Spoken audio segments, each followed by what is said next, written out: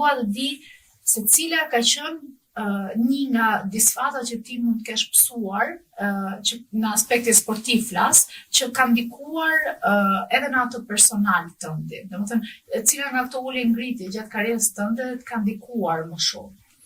Mos harrojmë që kam pas disfatat dhe personale me shëndetin, që kanë qenë jashtëzakonisht shumë serioze. Ka qenë një moment në 2017-ën, të dalë me probleme të tjera, por ka qenë momenti që ka qenë decisiv.